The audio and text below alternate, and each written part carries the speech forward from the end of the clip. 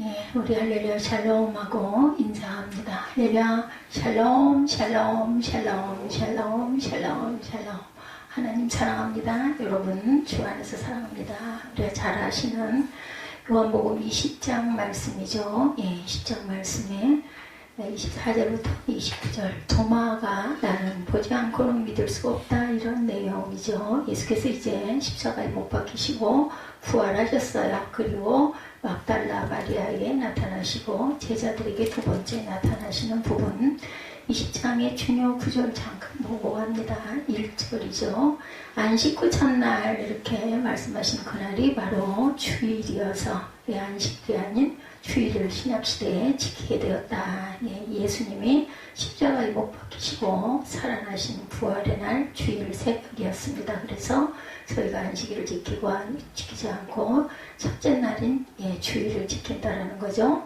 이날은 예수 그리스도께서 약속하신 대로 장사된 지 3일 만에 부활하신 날. 그래서 우리가 주일을 지킵니다.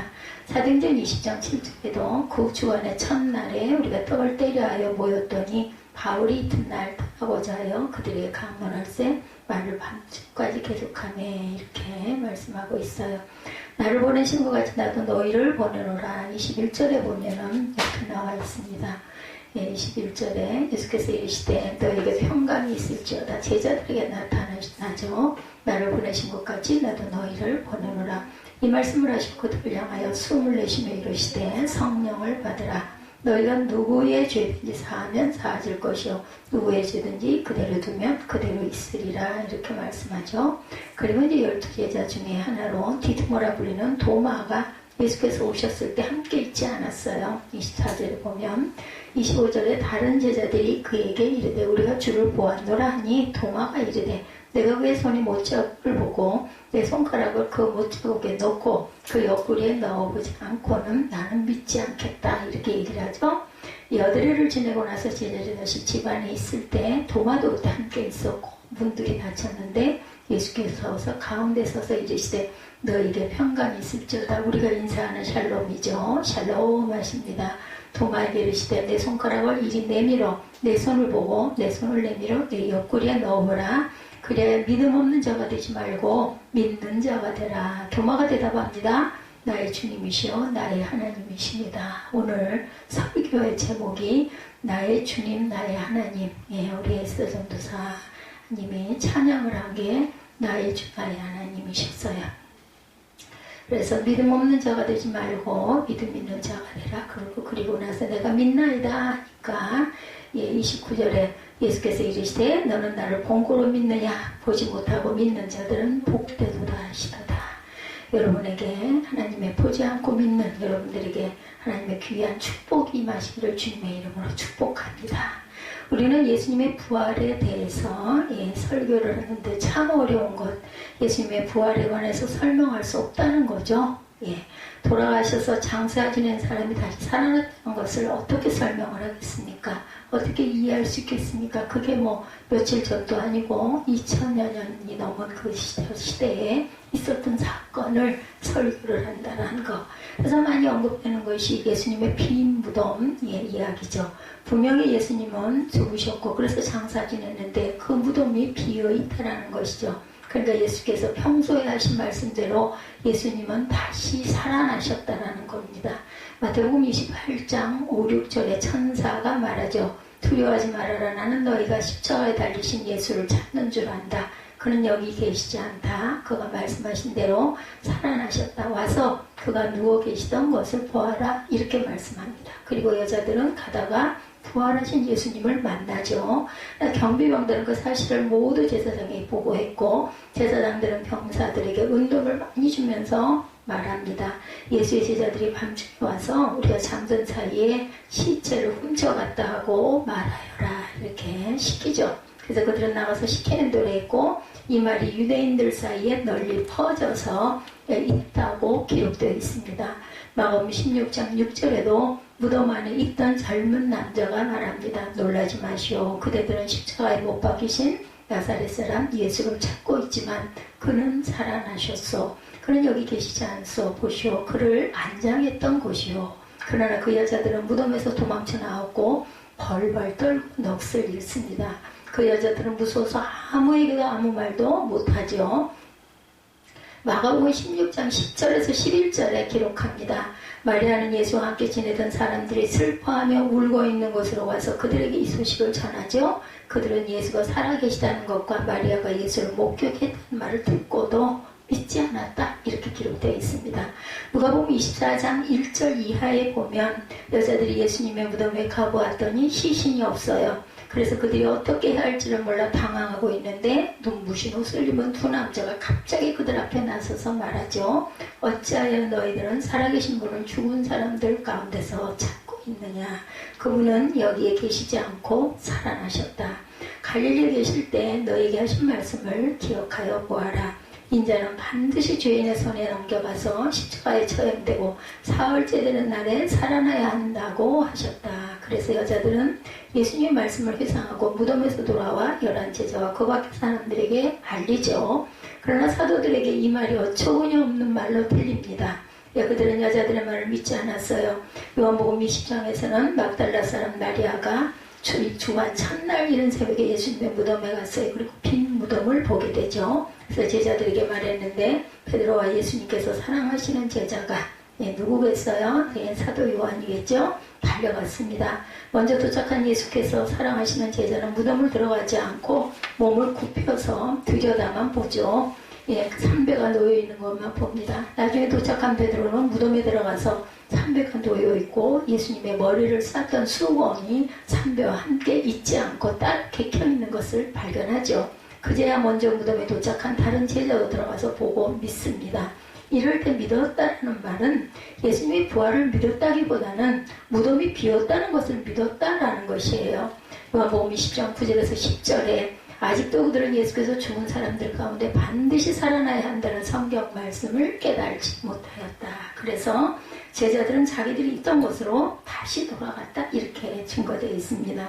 그러니까 분명히 예수께서 죽으시고 장사되셨는데 그 무덤 안에 계시지 않다는 것, 그러나 모두 다 믿지 않았다라는 거죠. 그것은 빈 무덤으로는 예수님의 부활을 증명할 수 없다라는 것입니다. 만약 빈 무덤으로 예수님의 부활을 증명하려 한다면 오히려 많은 항의를 받았을 거예요. 심지어 예수의 제자들이 밤중에 와서 우리가 잠든 사이에 시체를 훔쳐갔다 하고 말하는 사람도 있고, 그렇게 중요한 것은 빈 무덤이 아니고 누가 그 무덤에 장사되었는가 하는 겁니다. 누가 다시 살아났느냐 하는 그 부분이죠. 예수께서 다시 살아나셨어요. 예수께서 죽음의 권세를 이기시고 살아나셨고, 예수 그리스도를 그래서 우리는 믿고 예수님의 제자들도 예수님의 부활을 믿지 못했다라는 거죠. 오늘 본문이. 그들은 훗날 부활하신 예수를 만나고도 예수님의 부활을 그때서야 믿었어요. 그렇게 빈 무덤을 이야기하려면 그 빈 무덤을 통해서 예수 그리스도를 만나야 한다라는 것. 그래서 예수께서 죽으시고 장사되셨지만 부활하셨다라는 거죠. 또 하나 많이 언급되는 것이 바로 오늘의 본문 29절입니다. 너는 보았기 때문에 믿느냐? 나를 보지 않고 믿는 사람이 복이 있다. 이렇게 말씀을 하시죠. 믿지 않고 믿는 사람 복이 있습니다. 그래서 비록 우리가 예수님의 부활을 보지는 못했지만 그렇더라도 예수님의 부활을 믿는다라는 것. 그날 그 주간의 첫날 예수께서 부활하신 날 저녁에 제자들은 유대 사람들이 무서워서 문을 모두 다 걸고 있었어요. 그런데 그곳에 예수께서 나타나시죠. 나타나셔서 너희에게 평강이 있으라 말씀합니다. 이러고 말씀하시고 나서 두 손과 옆구리를 보여주시죠. 제자들은 주님을 보고 기뻐합니다. 그래서 예수께서 그들에게 말씀하시죠. 너희에게 평강이 있기를 빈다.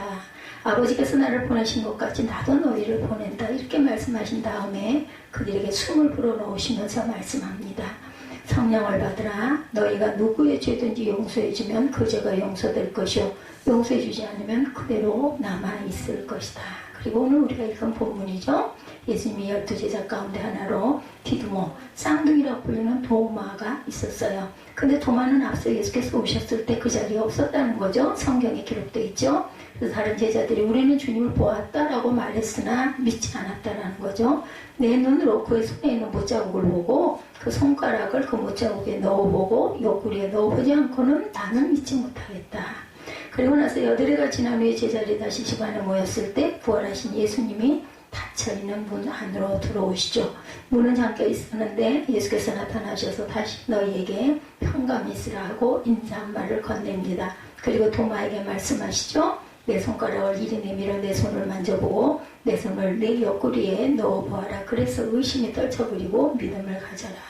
그래서 도마가 만져봤을까요? 못 만져보죠? 예, 어떻게 만져보겠습니까? 감히 고개도 못 들었을 것 같아요. 나의 주님, 나의 하나님, 도마에게 예수께서 말씀하시죠. 너는 나를 보아서 믿느냐? 나를 보지 않고 믿는 사람이 복이 있다. 그래서 많은 사람은 보지 않고 믿는 것이 진정한 믿음이라고 말하죠. 그럼 우리가 어떻게 예수 그리스도를 믿을 수 있습니까? 여러분은 어떻게 예수 그리스도를 믿었습니까? 어느 날 길을 가는데 하늘에서 예수 믿어라 하는 음성이 들리던가요? 여러분들? 아니면 잠을 자는데 꿈속에 예수님이 나타나셔서 나를 믿어라 그러시던가요? 대부분 전해주는 사람이 예수를 믿으셨을 겁니다. 로마서 10장 14절이죠. 근데 사람들은 자기들이 믿은 것이 없는 부분을 어떻게 믿을 수 있겠습니까? 선포하는 사람이 없으면 어떻게 들을 수 있겠느냐라 하였고 17절에는 믿음은 들음에서, 들음은 그리스도의 말씀에서 라고 말씀하고 있습니다. 어쩌면 모든 사람들이 다 그럴 거예요. 다른 사람이 다 그렇다고 하니까 그러다고 믿습니다. 더구나 오늘 예수께서 도마에게 하신 말씀, 나를 보았기 때문에 믿느냐? 나를 보지 않고 믿는 사람이 복이 있다 라는 말씀에 예수님을 보려는 마음조차 없고 그냥 믿습니다. 옛날에 한동안 그런 얘기가 참 많았어요. 80년대, 90년대 설교하는 목사님들이 답답하니까 그냥 따지지 말고 믿어, 덮어놓고 믿어, 이런 말씀이 많았는데 지금은 덮어놓고 믿지는 않습니다. 믿어져야 믿는다라는 얘기죠. 아까도 잠깐 제가 그런 그 간증을 들었어요. 덮어놓고 믿을 수는 없잖아요. 그러니까 어떤 신학자가 책을 써가지고 그거를 학생들에게 쭉 읽게 하고 거기에 대한 의문이 나는 건 질문하라고 했다고 그래요. 그래서 질문을 했더니 그걸 질문이라고 하냐고, 거기다 써있지 않냐고 그랬다고. 이렇게 의문이 나는 사람도 있을 거 아니냐. 그러면 의견을 물어봤으면 그걸 쓰신 저자는 그걸 잘 수렴을 해서 그럴 수도 있겠다라는 생각을 해야지 그걸 질문이라고 하느냐 소리를 하는 건 좀 지나치지 않느냐는 이야기를 들었습니다.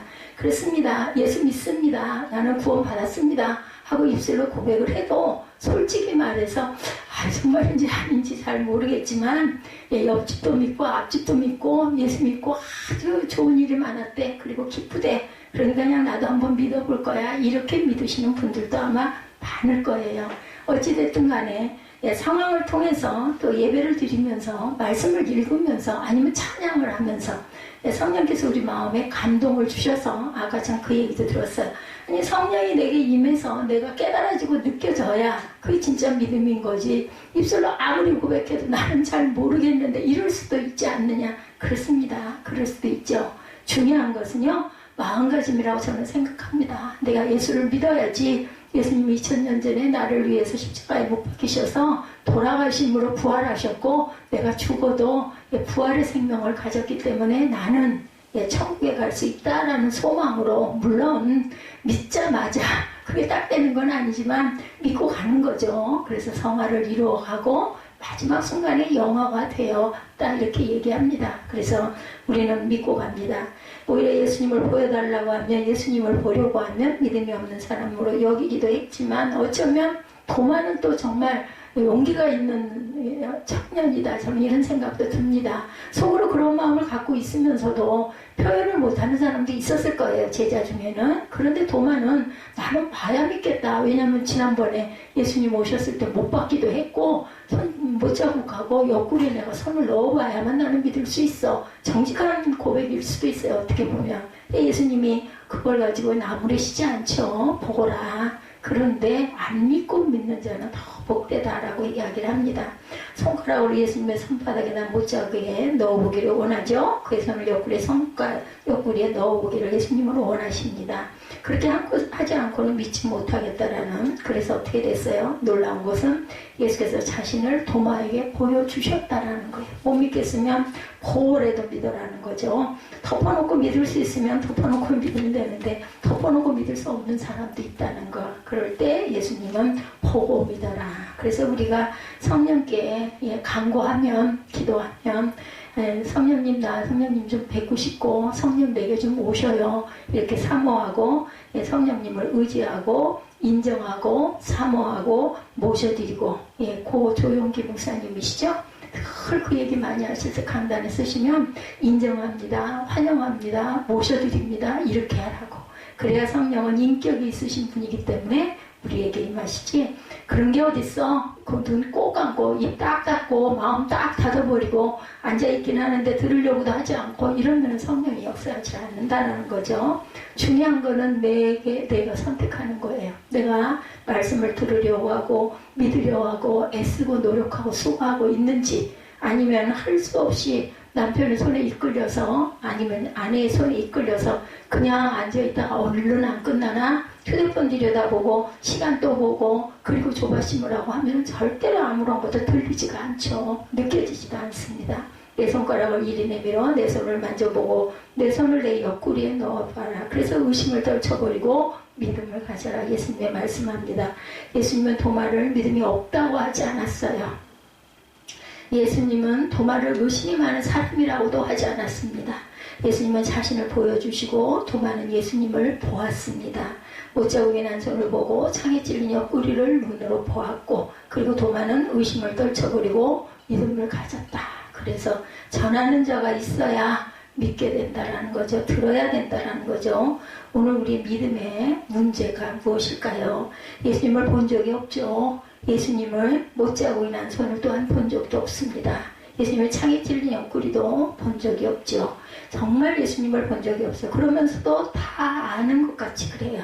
그러면서도 믿음 있는 것 같이 믿지 않는 사람들이 하나님을 보여달라고 빈정대도 보여주지를 못합니다. 예수를 보여주면 믿겠다라고 조롱하여도 그런 분들도 있었어요. 예전에 전도하러 다닐 때 내가 예수님을 정말 믿을 수 있게 뭔가 좀 보여달라, 이런 분들도 있었습니다. 내가 본 적이 없으니 뭘 보여주겠습니까? 내가 경험한 적이 없으니 뭘 말하겠습니까? 그래도 대개는 간증을 많이 하죠. 내가 이런 어려움이 있을 때 이렇게 기도하고 이랬더니 이렇게 다 이렇게 이루어졌다라고 이런 이야기를 합니다. 또는 그게 뭐 어떤 약간의 샤머니즘이다 이런 이야기를 하지만 어쨌든 그렇게 해서 문제가 해결되고 마음이 너무나 기쁘고 교회만 가면 너무 좋다. 그래서 따라가는 옆집 그 아줌마도 있어요. 그래서 친구 해가지고 교회를 함께 나가죠. 나는 그것도 그러다가 하나님을 온전하게 만날 수 있는 길이기 때문에 그런 정도도 저는 좋다고 생각합니다. 우리 모두는 작은 예수, 스티그마들이 다 돼야 됩니다. 예수님을 증거할 줄 알아야 돼요. 어떤 사건으로든 처음 있는 사람이 뭐 신학적인 얘기를 한다고 알겠습니까? 말씀 가지고 막 얘기한다고 뭐 그 말이 막 믿어지겠습니까? 아닐 때는 그런 방법도 저는 좋다고 봅니다. 마태복음 15장 14절에 예수님 말씀하죠. 눈먼 사람이 눈먼 사람을 인도하면 둘 다 구덩이에 빠질 것이다, 이렇게 얘기합니다. 이럴 때 눈먼 사람이 누구예요? 빵을 먹을 때 손을 씻지 않고 먹는다고 책망하는 사람, 자신의 모든 재산을 하나님께 드렸다고 말하고 부모를 공경하지 않는 사람. 이 고르반 제도가 있어가지고 하나님께 다 드렸다고 하고는 부모를 모르는 척 했대요. 그때는 특히나 지금보다도 더 그죠? 노인들이 일할 수 있는 그런 터전이 없어요. 아무것도 없어. 특히나 남편이 없는 여자는 죽은 여자, 과부들은. 근데 자녀가 있으면 그나마 자녀가 자라서 부모를 봉양을 해야 되는데 그때 그게 너무 싫은 거야. 이거 내 재산 그렇게 해서 다 빠져나가니까 너무 싫어. 그럴 때는 하나님께 다 드렸다. 그 하나님께 다 드리면 하나님이 먹이실 거니까. 그래서 이런 핑계를 대는 그런 사람들이라는 거죠. 이는 하든 하나님의 말씀을 깨달지 못하고 어른들에 의해 내려온 전통을 따르는 사람, 입술로는 주님을 공경해도 마음은 주님께 멀리 떠나 있는 사람. 사람은 판단하면 안 된대요. 판단은 하나님이 하시는 거래요. 그렇지만 하나님께서는 다 아시겠죠. 근데 사람도 알아요. 그런 사람들이 저거 말로 전해놓고 하지도 않고 부모를 봉양하기 싫으니까 저러지. 이거 사람이 먼저 한다는 거죠. 그래서 사람의 훈계를 교리로 가르치고 주님을 헛되이 예배하는 사람, 이런 사람들은 부모 공경 안 하죠. 주님의 말씀을 듣기는 들어도 말씀을 깨달지 못하니까, 제대로 알지 못하는 사람, 제대로 보지 못하는 사람, 그래서 눈먼 사람이 또 다른 눈먼 사람을 인도하니 결과는 둘 다가 눈이 멀어가지고 구덩이에 빠진다라는 이야기인 거죠. 뭐 교회 나가겠습니까? 그러다 보면 둘이 놀러 가죠. 제가 예, 그 수영장에서도 보면은 수영 끝나고 나면 뭐 댄스 배우러 가고 뭐 그런 사람들 많더라고요. 그래서 막 옷을 거기서 막 차려 입어요. 막 드레스 같은 거 화장도 막 하고 씻고 나서 운동으로 간다는데 뭐 그런 걸 나쁘게 꼭 생각할 일은 아니겠지만 보기가 좋지는 않더라고요. 그 중에는 뭐 교회 집사님, 권사님도 있고 나이 드신 분들이 함께 혼자는 못 가. 자신이 없으니까. 그러니까 눈먼 사람이 인도해서 구덩이에 펑 빠지는 거. 저야 뭐 당연히 아무 말도 안 하죠. 그리고 그냥 뭐 판단도 안 합니다. 뭐 권사라는데 뭐 알아서 잘하겠지. 건강 위해서 운동하기 위해서 간다는데 그냥 이렇지만 보기가 좋지는 않더라는 거죠. 본다라는 것은 꼭 눈으로만이 아니죠. 눈먼 사람은 뭘로 봐요? 귀로 봅니다. 예, 어떤 그 시각장애인 나오는 제가 그 영상을 봤더니 그분이 그런 얘기 하시네요. 아유, 저를 그렇게 너무 정말 염려하지 마십시오. 저는 눈이 안 보이는 대신 귀가 많이 발달되어 있어서 웬만한 일은 다 합니다. 바느질도 하고요. 음식도 만들고요. 속도가 좀 느려서 그렇지 다 하니까 너무 걱정하지 말라고. 그리고 또 지팡이가 내 길잡이를 해주고 또 그 재활 그런 센터에서 자동차도 운영해서 저를 태워다 주고 태워다 가기도 하고 금액이 뭐 택시에 5분의 1이래요. 그렇게 금액이 싸다고 합니다. 그렇기 때문에 너무 걱정 안 하셔도 됩니다. 제가 그 얘기를 들으면서 그래도 얼마나 답답하고 아예 눈이 안 보였던 사람이면 괜찮은데 어떤 사건으로 충격을 입어가지고 눈이 안 보이게 된 거야. 한 40대 이후에. 얼마나 힘들고 답답하겠어요. 제가 그때 결막염 잠깐 있어가지고 눈이 어리니까 죽을 것 같더라고요. 아픈 것도 아픈 거지만 글자를 못 보니까 이걸 어떻게 아무것도 할 수가 없는 거야. 지금도 기억이 납니다. 그거를 아침에 이상하다 시작해가지고 별짓을 다 해봤죠. 병원 갈 생각은 안 하고 미련하게 막 눈에다 찬물에다 엎드려가지고 눈도 끔뻑거려보고 못도 넣어보고 뭐 아무 소용이 없고 글자는 안 보이고 설교는 해야 되는데 아무나 저 이거 하나님 어떻게 해요. 뭐 하나님을 찾을 수밖에 없더라고요. 그러다가 저녁나절에 어쩔 줄 못해가지고 병원에 갔더니 결막염이라고 그거 안약을 하나 처방을 해줘서 갖고 와가지고 넣고 1시간 동안 아팠어요. 너도 1시간 지나고 나니까 언제 그랬느냐 하듯이 깨끗하게 나아져서 내가 참 미련하구나. 아침에 아팠을 때 얼른 낮에 11시든 10시든 얼른 병원에 쫓아갔더라면 해결될 걸 괜찮아지겠지 하고 계속 여러 가지 애를 썼고시 몸부림을 쳤었고 전 결막염이라는 걸 태어나서 처음 알았고 그렇게 아프다는 것도 처음 알았습니다. 그래서 조금만 하는 것이 뭐가 잘못돼도 이렇게 우리는 아무것도 할 수 없는 지경이 되는구나. 그러니 장애를 가진 사람들은 어떻겠어요? 저도 지금 장애에 있는 사람이긴 하지만 그래도 하나님께서는 제가 할 수 있을 만큼 힘이 들어요. 보통 사람들은 아무렇지도 않게 하는 일이 한 5배, 10배쯤 힘이 들지만 그래도 할 수 있고 걸을 수 있고 또 수영도 느리지만 할 수 있게 해주셔서 열심히 쫓아다닐 수 있도록 아직 열정도 남아있게 하시고 아직 땅에서 제가 발을 붙이고 다닐 수 있는 거 하나님이 보너스 주셨다 이렇게 생각합니다. 제 생명이 내 생명이 아니고 그냥 덤으로 뭐 몇 년이 될지 어떤 순간이 될지 우린 그걸 아무도 모르지만 하나님의 소관이니까 그래도 또 좀 펴고 다니고 조금 더 느끼고 있다가 오너라. 혹시 우리 아들이 아직 자기 길을 온전히 정립을 하지 않아서 그런 것은 아닐까. 아니면 이 교회를 누가 감당하고 갈 사람이 아직 없어서 하나님이 조금 더 시간을 주시는 건 아닐까. 왜냐하면 땅에 있게 하신 거는 하나님의 뜻이 있으시기 때문이잖아요. 제가 그런 생각을 많이 하고 기도합니다. 본다는 것, 느낀다는 거죠. 이해한다는 것입니다. 깨닫는 것입니다. 믿는 것이고 경험하는 것이죠. 본다는 것은. 이렇게 느끼고 이해하고 깨닫고 믿고 경험하는 것은 눈으로 보는 것보다 훨씬 중요합니다. 특히 우리가 그렇죠. 예수님 우리 눈으로 본 적이 없어요. 그러나 우리는 예수 그리스도를 믿습니다. 그렇죠? 네, 예수님의 제자들이 눈을 통해서 보기 때문이다. 예수님의 제자들은 분명히 부활하신 예수님을 보았어요. 도마처럼 보아야 믿겠다고 말한 사람이 부활하신 예수님을 보았고 그의 입에서 나의 주님, 나의 하나님 이 고백이 나와서 우리도 이렇게 고백을 합니다. 나의 주 나의 하나님, 우리 찬양했죠. 아까 특성도 했고. 그러니까 부활하신 예수님을 직접 만난 제자들의 말을 믿고 예수 그리스도를 믿는 거죠. 그래서 입술로 전하는 자가 없으면 우리가 어떻게 믿겠느냐. 성경에도 그렇게 말씀하죠. 제임스 페커라는 사람이 쓴 하나님을 아는 지식, 노인갓이라는 책에 거기 하나님을 많이 안다고 하면서 정작 하나님을 모르는 모순을 적어 놓았어요. 대부분 하나님에 관한 정보를 아는 것이다. 이런 물음입니다. 하나님을 알고 있는가? 하나님에 관해서 알고 있는가? 당연히 하나님에 관해서가 아니라 하나님을 알아야 한다라는 거죠. 그러니까 복을 주시는 하나님, 그러면 무엇을 보아야 합니까? 하나님을 보아야 한다라는 겁니다. 하나님이 누구인지를 알아야 하고 만나야 한다라는 거죠. 근데 복을 주시는 것만 보는 거죠. 사람들은 복을 주시는 하나님 하면 글자가 복을 주시는 애 가서 꽂힌다는 거예요. 하나님에 꽂히지 않고. 아이가 아빠가 사준 사탕을 아빠가 하나만 줘 하면 하나 주잖아요. 두 개 또 하나 더 줘, 두 개 주죠. 그러니까 계속해서 아빠가 그 사탕을 뺏고 나머지 애기 손에 사탕이 한두 개밖에 없는데 그거 달라고 그러면 어떻게 해요? 애기가 손을 뒤로 감추죠. 아빠가 사줬는데 그거 다 아빠 주고 나면 아빠가 사주지 않겠어요? 그걸 못 믿는 거죠.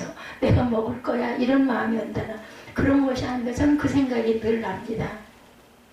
하나님이 어떤 분이든 상관이 없죠. 복만 받으면 되는 거죠. 그래서 그 구약에는 그렇게 그 풍요의 신, 소, 금송아지 만들어 놓고 막 그 앞에다 절하잖아요. 복 달라고.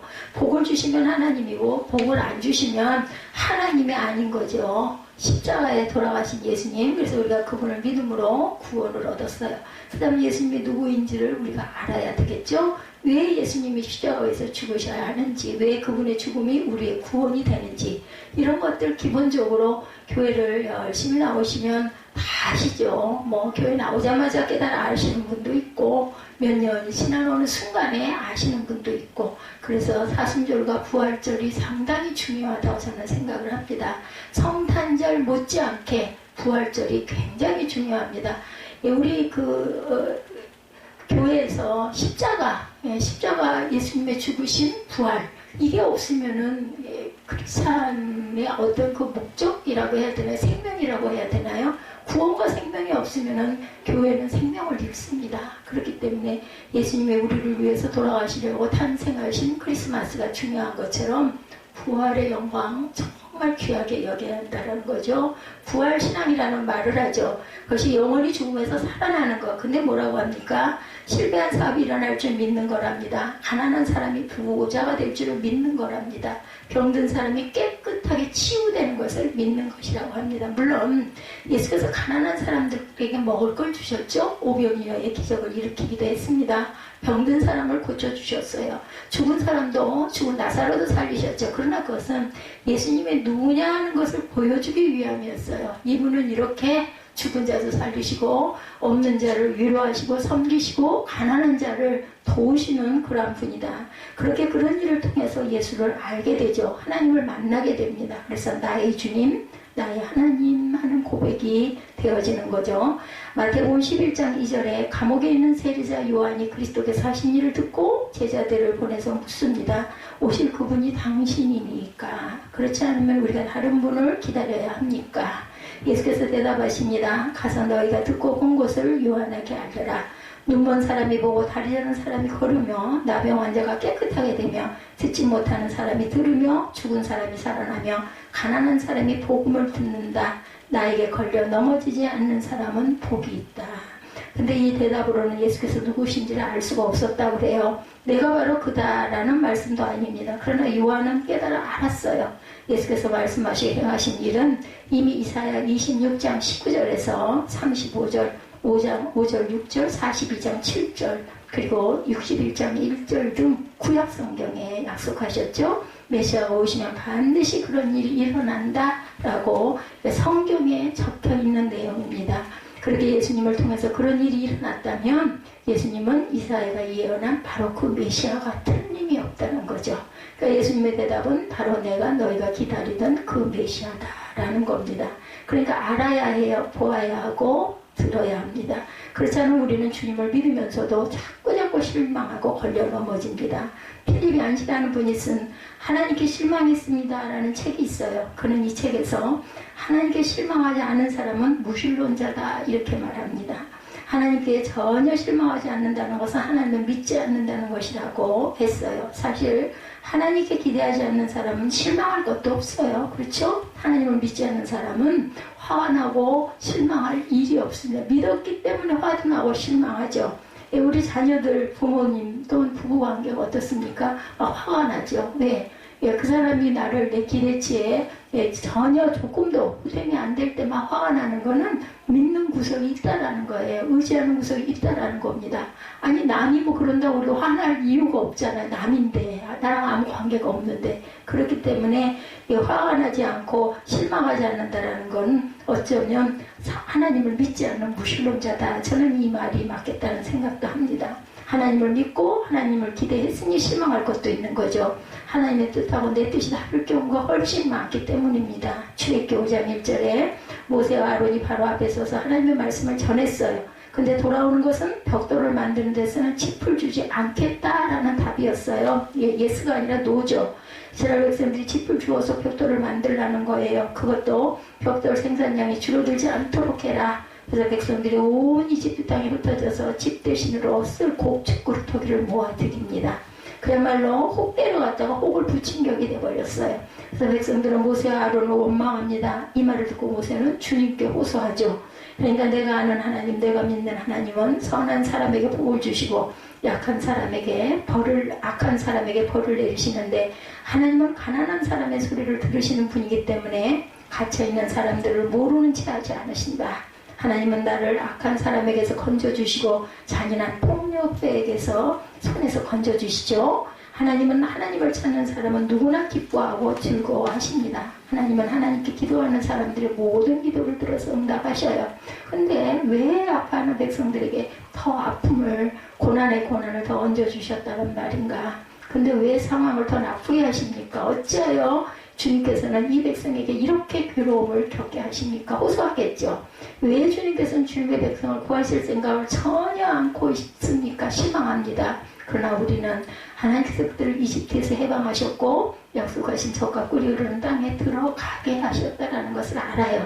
그래서 백성들이 그들을 이집트 사람의 강제 노동에서 이끌어낸 그들의 하나님의 진정한 하나님이심을 알게 되죠. 그들은 그렇게 하나님을 보게 됩니다.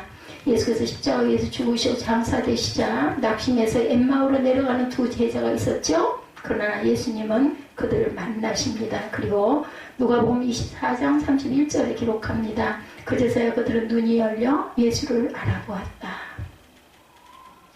그러나 한순간에 예수께서 그들에게서 사라지시죠. 그래서 그들은 바로 예루살렘으로 돌아갑니다. 고향으로 돌아가다가 그리고 11제자와 또 그들과 함께 있는 사람들에게 그들이 길에서 겪은 일을 빵을 떼실 때 비로소 예수님을 알아보게 된 일을 이야기합니다. 간증이죠. 사도행전 9장에 사울이 여전히 주님의 제자들을 위협하면서 살길을 띠고 예수를 믿는 사람은 남자나 여자나 가리지 않고 닥치는 대로 묶어서 예루살렘으로 끌고 오려고 다마스커스를 향해 내려가던 중에 부활하신 예수 그리스도를 만나게 되죠. 바울이. 아니 부활하신 예수께서 바울을 만나신 거예요. 작정을 하고 만나셨다고 저는 그렇게 생각이 듭니다. 그래서 바울은 평생을 다니면서 오직 예수만 증거하는 그런 그릇으로 내가 택한 그릇이다 이렇게 얘기하죠. 가서 눈을 뜨게 해줘라 아나니아에게. 오로지 십자가만 자랑합니다. 왜냐하면 예수님을 만났기 때문이에요. 아주 만나도 그냥 아주 정통으로 만났죠. 주님은 나의 그리스도는 나의 주님이시고 하나님이시다라는 이 고백을 할 수 있도록 확실하게 인을 치신 거죠. 십자가의 말씀이 멸망할 자들에게는 어리석은 거지만 구원받은 사람인 우리에게는 하나님의 능력임을 믿었기 때문인 것이죠. 그랬습니다. 그들은 예수 그리스도를 보았고 예수 그리스도를 만났고 그래서 말합니다. 사도행전 4장 20절에 우리는 보고 들은 것을 말하지 않을 수 없습니다. 그들은 그렇게 보고 들은 것을 말했어요. 그래서 비록 죽어도 나를 처형한다 하더라도 내가 십자가 처형을 받아도 보고 들은 것을 나는 말할 수밖에 없습니다. 그래서 우리는 그들을 통해 그들이 기록한 성경을 통해 예수 그리스도를 보고 듣습니다. 성경은 우리에게 예수 그리스도가 누구인지 예수 그리스도 관하에 기록하고 있죠. 제가 예수 그리스도가 누구인지 예수 그리스도 관하여 말씀을 드리죠. 그러나 성경을 읽고 말씀을 듣는 우리 자신은 예수 그리스도를 또다시 각자 나의 하나님을 만나야 합니다. 그 만나는 역사가 찬양할 때, 기도할 때, 말씀 들을 때, 말씀 묵상할 때 어느 순간 항상 듣는 말씀이지만 이 말씀 몇 번 들으셨을 거예요. 한 10년 정도 교회를 나오신 분은. 그런데 그때 내 감동이 다르고 또 잊어버렸는데 오늘 제가 드리는 말씀 속에서 각자가 다르지만 어떤 부분에서 그래 맞아. 나도 예수님을 만났어. 그렇기 때문에 나는 예수를 확실하게 믿어. 나는 그렇기 때문에 결코 흔들림이 없어. 아니면 그랬나? 그렇구나. 이런 깨달음 그렇게 전하는 자가 있어야 믿을 수 있다라는 거죠. 그래서 이제는 예수님만이 나의 주님이시고 하나님인 것을 온전히 믿고 가는 거죠. 그렇게 이제는 누군가 그렇다고 해서 그렇다고 믿는 것이 아니라 예배를 통해서 성경을 통해서 말씀과 기도를 통해서 아니면 또한 삶의 경험 속에서 예수 그리스도를 만나시기 바랍니다. 그리고 혹여 흔들리는 부분이 있었다면 단단하게 예수만 붙들고 가시기 바랍니다. 저는 주바라기라는 그 단어를 굉장히 좋아합니다. 주님만 바라본다고 주바라기. 그래서 한참 이 단어가 유행했어요. 그 주바라기라는 글을 읽고 정말 주바라기가 되어야 되겠다는 생각을 합니다. 눈을 감고 우리를 찾아오신 예수님께서 말씀하시죠. 내 손가락을 이리 내밀어 오늘 지금 내 손을 만져보고 내 손을 내 옆구리에 넣어보아라. 이렇게 지금 이 순간도 저와 여러분에게 말씀하시죠. 그래서 의심을 떨쳐버리고 믿음을 가져라. 그분 곧 예수 그리스도를 향하여 우리 고백하십시다. 나의 주, 나의 하나님. 아멘. 그 다음에 그분이 나를 어떻게 하시겠습니까? 나의 주님, 나의 하나님께서 나를 어떻게 하실 것 같습니다. 그렇습니까? 내가 아픈데도 그냥 버려두실까요? 위로하시죠. 제가 이렇게 아픈데도 불구하고 제가 열심히 하루하루를 기쁨으로 살 수 있는 것은 나의 주 나의 하나님이 내 안에 계시기 때문에 나를 위로하시고 나를 다독여 주시고 내가 가장 고통스럽고 아플 때 붙들어 주시고 부드럽게 어루만져 주시기 때문에 제가 또 눈을 감아도 눈을 뜨게 되죠. 내가 슬픈데도 그냥 내버려 두시지 않는다라는 거. 나의 주님 나의 하나님께서 내가 하는 일을 잘 되게 하시고 나의 주님 나의 하나님은 나의 구원이시고 나의 생명이십니다. 이 고백이 저와 여러분들의 고백이 되시기를 주님의 이름으로 축복합니다.